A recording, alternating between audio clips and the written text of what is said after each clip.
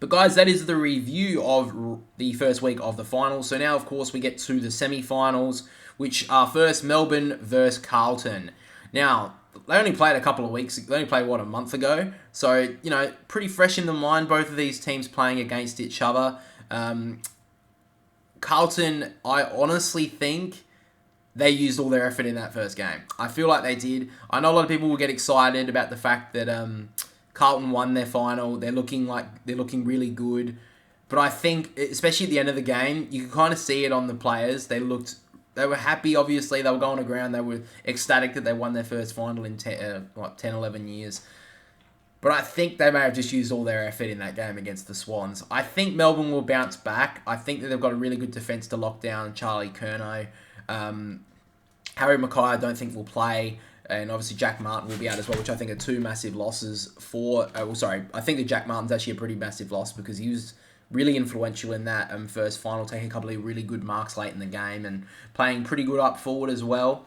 So I'm going to give Melbourne a pretty big win. I'm going to give Melbourne the win here. That's who I'm tipping for this game.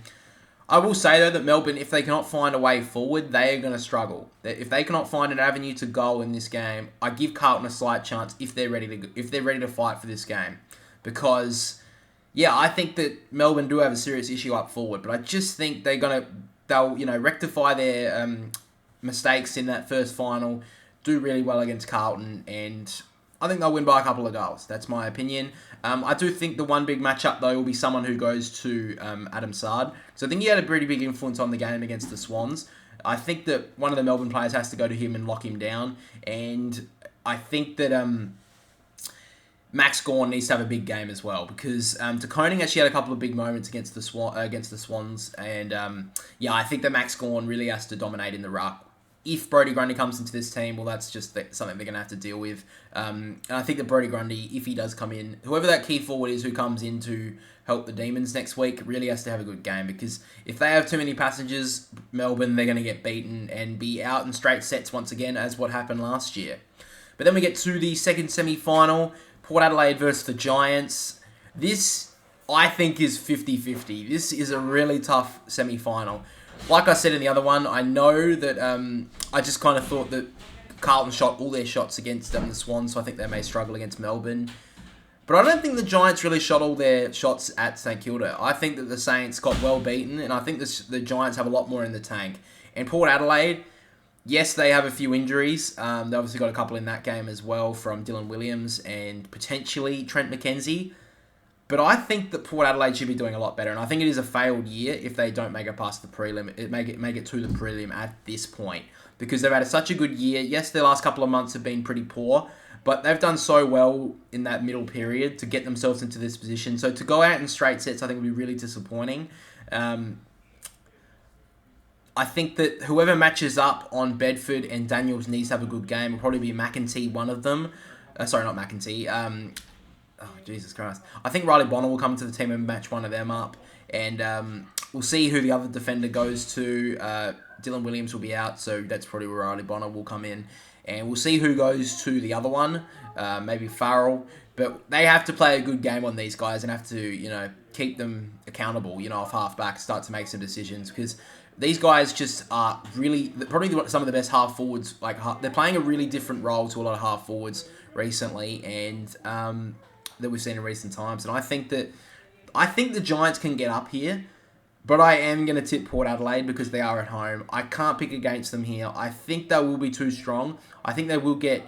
It'll be interesting if they do bring back Dixon, because I can't see them dropping Marshall. They may drop Finlayson because he hasn't played well, especially last month, although in saying that he has been a pretty good ruckman this year. But I think that if at this stage, if I'm Port Adelaide, I know Finlayson had a really good first half of the year, but since then he's really dropped off. I think it may be time, if they're going to drop someone, to drop Finlayson, because Ollie Lord, I've really struggled to see them dropping him after that performance. He played really well and he was their best forward, so I think maybe Dixon will come back. They really do need him because I think that he can really lock Sam Taylor away, and or Ollie Lord could go to him as well. We've seen that obviously in that game against Brisbane. They put Ollie Lord to Harris Andrews and had a really good influence, so maybe they could do that as well. But at this stage, I'm going to tip Port, But I give the Giants a real chance here, and I think Giants versus Collingwood at the MCG, which is a replay of the what was it? Was it the 20? Was it 2019? The replay of that prelim final? I think it was. I think it was. I can't remember. I'm sorry. I've completely forgotten now. But I think it was the 2019 prelim final where they beat Collingwood at the MCG. So Port Adelaide, I'm going to give the tip here. And I got all 4 of my tips last week, so you should be taking my tips seriously because I'm obviously always correct, even though I think most people got 4 last week.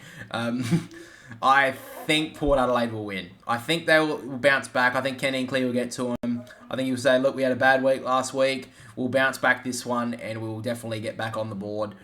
That's just my thoughts at this stage. My pick for the big matchups, I think Todd Marshall has to have a big performance. He needs to bounce back from last week. So if he gets Buckley or Taylor, he needs to have a big influence on this game.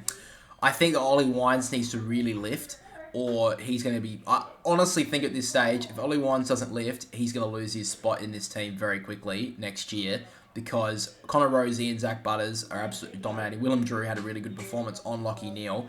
So if he doesn't lift as a Brownlow medalist from a couple of years ago, Ollie Wines really needs to lift for Port Adelaide, because he had a pretty poor performance in that final.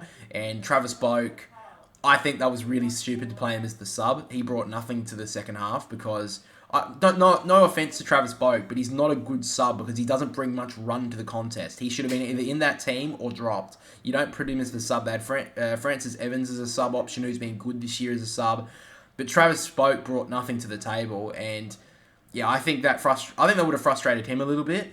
But yeah, I think it just frustrated. I think it would have frustrated a few Port fans too, because yeah, he had a pretty poor performance coming onto the ground. And I think if Travis Boak's going to play next week, he has to be in the 22. He can't be the sub.